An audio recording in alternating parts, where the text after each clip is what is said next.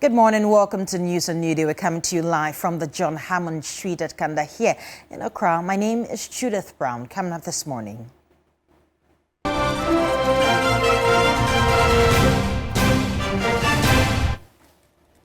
President Akufo Addo says Ghana does not subscribe to the view that a group of people can manipulate the will of the people and impose a leader on them. We have details as the leader of the movement for change, Alan Tremonton, promises to run a lean government comprising of only 40 ministers as part of an array of solutions to dealing with the country's current challenges. Also, Nana Addo Asante, Executive Secretary to President Akufo Addo, has been made an ambassador at large in a new minister list of ambassadorial appointments. And in business, locked up investment holders unhappy with government's 1.5 billion cedis plan, describing the amount as grossly inadequate. Details of these and many more coming up shortly. Please stay with us.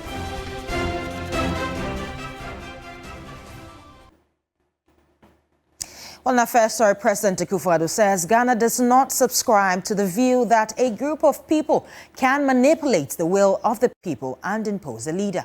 The president said government will do everything possible to ensure the December 7th elections reflects the will of the Ghanaian people.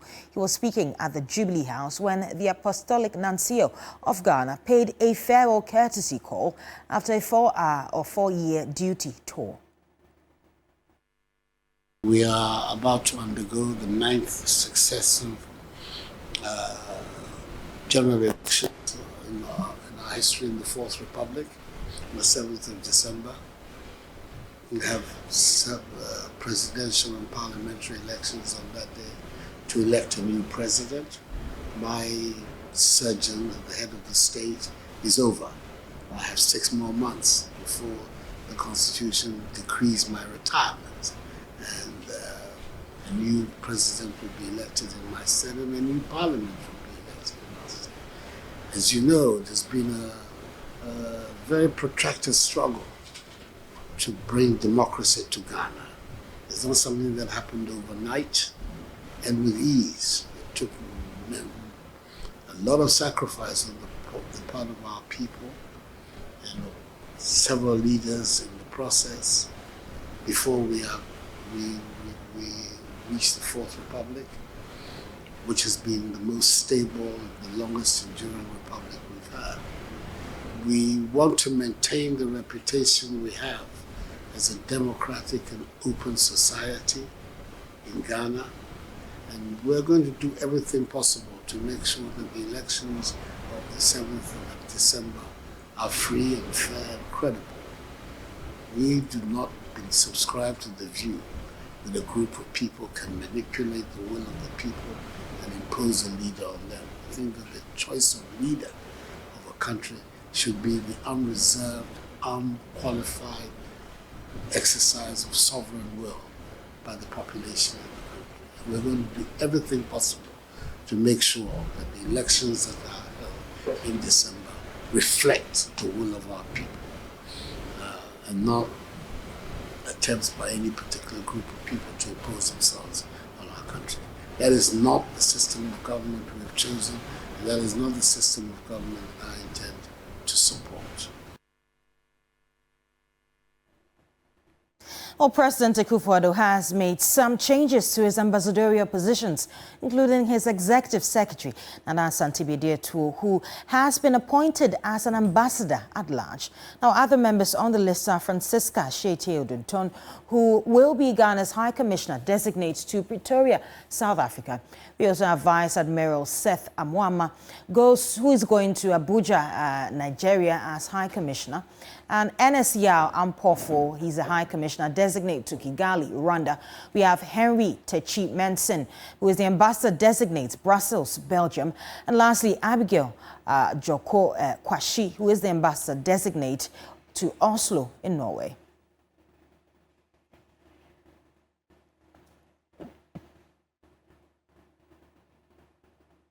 Now, in other news, leader of the Movement for Change, Alan Tremanting, has promised to run a lean government comprising only 40 ministers as part of an array of solutions to dealing with the country's current challenges. Now, during the Great Transformational Plan, a manifesto for his movement, the former trade minister promised to abolish a number of taxes on the country's imports. Even before he could outline details of the manifesto, Alan Tremanting would take a swipe at the two major parties over their failure to outdoor a manifesto to govern the country 5 months to the general elections. 5 months to a general election. We are still waiting for the manifestos of our two leading parties. Touching on the economy, Alan promised reduced taxes and the leanest government in Ghana's fourth Republican history. Reduce the current size of government and run a lean executive administration consisting of not more than 40 ministers.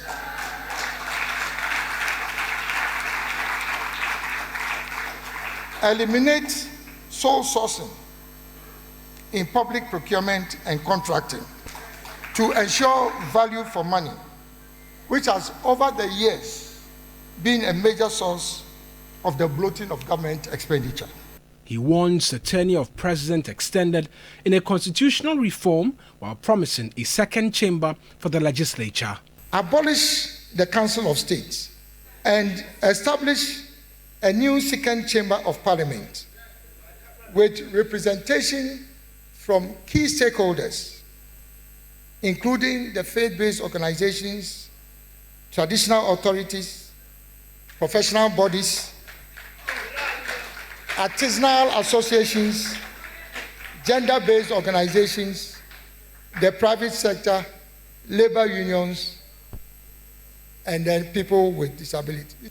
We will amend Article 66(1) to extend the term of office of the President of the Republic from 4 years to 5 years. Meanwhile, political science lecturer at the Kwame Nkrumah University of Science and Technology, Dr. Kwesi Amachi, says successive governments can manage the economy of Ghana with less than 50 ministers. He says the political leaders can merge some ministries and still run them effectively to save the public purse. You don't need so many people. It's up to the public purse. Looking at Ghana, for example, in fact, it should be possible even to run the country with, between 30, 60 ministers, between 30 and 60 ministers. It should be possible.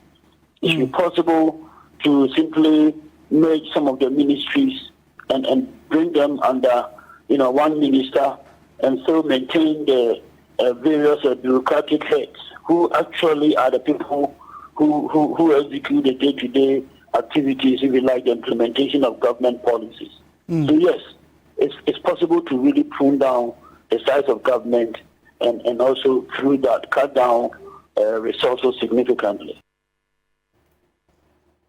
Let's head to the courts now. And the Tamale High Court, presided over by Justice Richard Kujapau, has placed an injunction on Dr. Tetteh Abdul Karibu Mahama, restraining him from holding himself as the parliamentary candidate of the new Patriotic Party for the Waliwali constituency in the Northeast region. Now, this follows a challenge to the parliamentary primary results by incumbent Member of Parliament Hajia Lariba Zuwaira Budu. Now, Dr. Karibu was declared winner after he secured 145 votes to beat Hajia Lariba Zuwaira Budu in the January 27 primary. But Hajia Lariba filed a case at the Tamale High Court to dispute the results. However, the MPP Northeast Regional Chairman of Council of Elders, Professor Nabila Suleimana, has blamed the Vice President and flag bearer of the party, Dr. Mahmoud Bawumia, for his inability to resolve the internal wrangling of the party in the Waliwali constituency.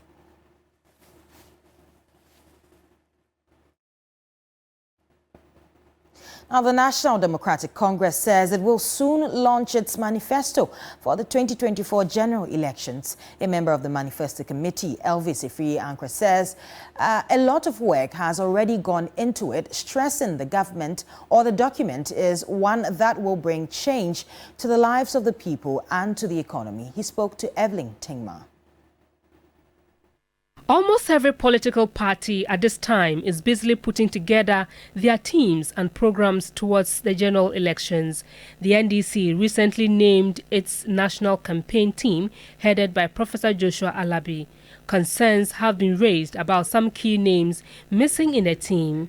A member of the Manifesto Committee, Elvis Efriye-Ankra, has urged members to support the campaign team in ensuring they recapture power from the NPP.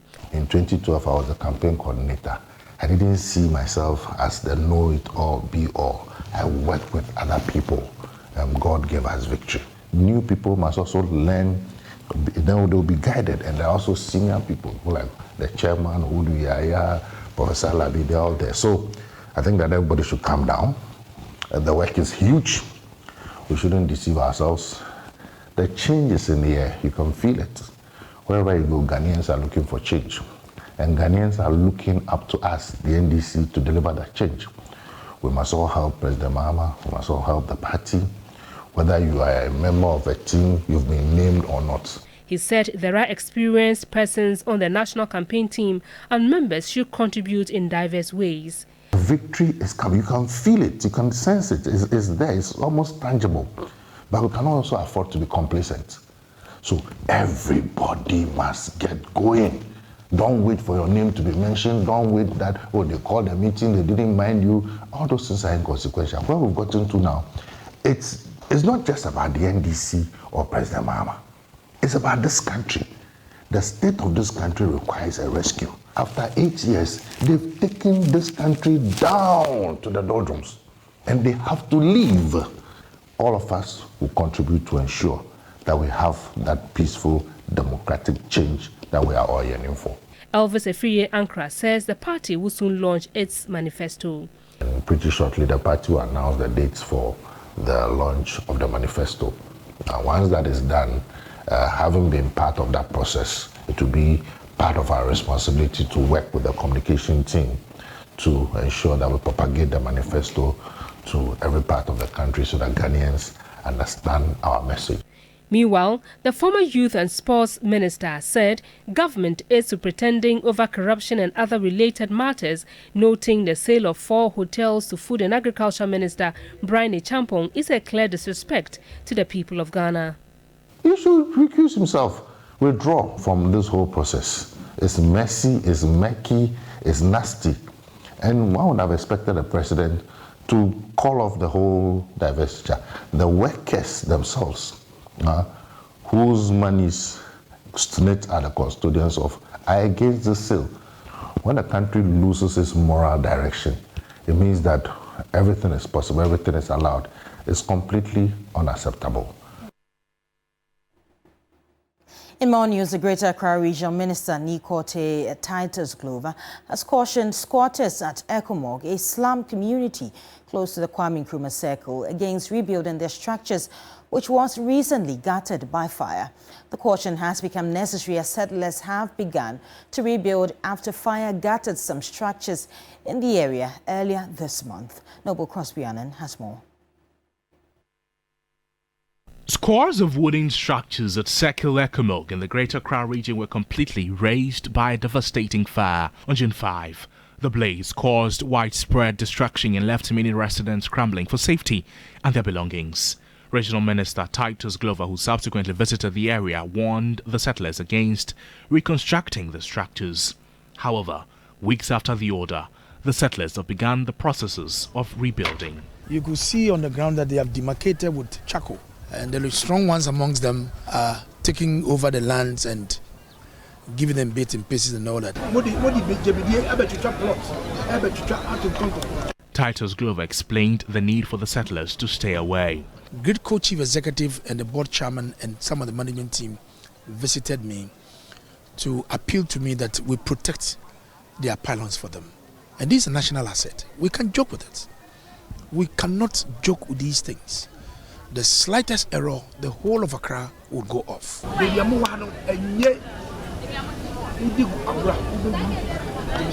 The regional minister subsequently toured the Kandas Church in a quest to ascertain the levels of adherence to recent directives and warnings to livestock traders against selling livestock on the shoulders of the road.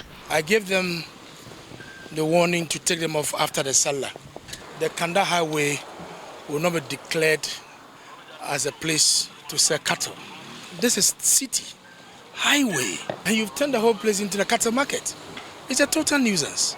Anybody who wants to sell cattle, they should go to where they trade. My warning said, "You're free here."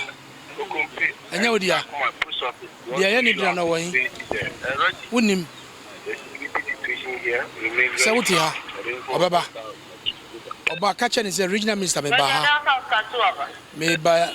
a Kachan is only free. Almost is salad inti. I can't be no free here, and they are. For some livestock traders, the minister's visit only coincided with their preparations to clear the area. We are on the exercise and the minister too came and met us. But before end of the day, we make sure every cattle, sheep, everything will clear out on the roadside. It's a coincidence because we called the attention of our members after 3 days of the Eid exercise. Will come and do the cleanup on the highway. Well, as the minister ended the operation at some illegal cattle markets along the Kandas Stretch, he was pleased with the levels of adherence to the call that it be stopped. I'm satisfied that the instructions I gave has been adhered to. Other things that caught his attention, including overflowing garbage containers and tricycle operators still using some major roads, sparked a demand for action from the various assemblies and the police. I saw 2 of the refuse containers that need to be picked up. It's full up. I'll find out from the MCE for Ayawaso East to make sure they come and pick it away. The moment you don't pick it immediately, it overflows and is littered all over the ground, which is not good. And that is a duty of the police. We have given them firm instructions to ensure that these tricycles should not ply the highways. This is the work of the police. So long as they are on the highway and they see these aboboya, they should do quick arrests. Noble Crosby and TV3 News, Kanda, Accra. Nana Accra High Court has ordered the second accused in the Casa ritual murder case into prison custody over allegations of misconduct. Now, the second accused was previously in police custody since his arrest in April 2021. The 18-year-old is standing trial together with a 15-year-old juvenile, that's the first accused, for the murder of a 10-year-old Ishmael Mensa Abdella in Kaswa. Lord Eduasare reports. The court was expected to read the summing up and subsequent verdicts against the 2 accused persons. However, when the case was called, prosecution led by Senior State Attorney Nana Addo informed the court that officers at the Osu police station requested that the second accused not be returned to their custody after the court session. The investigator who escorted the accused to the court indicated that the 18-year-old has been rotated among various police stations, including Ministry, Nima, Cantonment, and currently Osu Police Station due to fights with inmates. But the 18-year-old denied any such allegations. His lawyers, led by Lawrence Boampomreku, pleaded with the court to keep him in police custody after denying knowledge of the development. After listening to the parties, Justice Leader Osaimafo ordered a trial warrant for the accused and ordered that he be kept in prison custody at Nsawam. Commenting on the absence of jurors, the judge indicated that due to the strike action by the jurors, the case would have to be adjourned again to July 8, by which time the court hoped they would return for verdicts on the case. Lord Idwasari, TV3 News, Accra. Now, Ghanaian traders are urging government to implement policies to tackle the persistent freefall in the value of the local currency. President of the Traders Advocacy Group, Ghana TAG, David Kojo Amwating, is concerned about the financial losses businesses and traders are experiencing as a result. There are a lot of things that they can do. Ask the finance minister whether even to date that he has met all the industry players. He hasn't. You see, And what worries us, that I saw a news bulletin, him comparing last year with this year, that last year the cedi depreciated 20%, and this year it had depreciated 14%. What we are asking, and so what? You are not even sympathizing with the problem that we are going through. It seems he doesn't understand. We are not here to do comparison. People are losing their investment. Businesses are collapsing, and you are there comparing 20 to 14%. So we believe that they should sit up. They should sit up as soon as practicable because people are losing their investment. And there should be measures from Bank of Ghana. The governor is not doing much. Much is expected from him. He should be up and doing. And we are not seeing any policy to solve the problem that we are going through. There is no direction. As if they are throwing their hands into despair. The loud silence of this government is worrying. And it's about time they put their heads together and tell the business community something. And that's our wrap up the 6 a.m. news right here on TV3. My name is Judith Brown. We'll go for a short break. We'll be back with the rest of New Day. Good morning.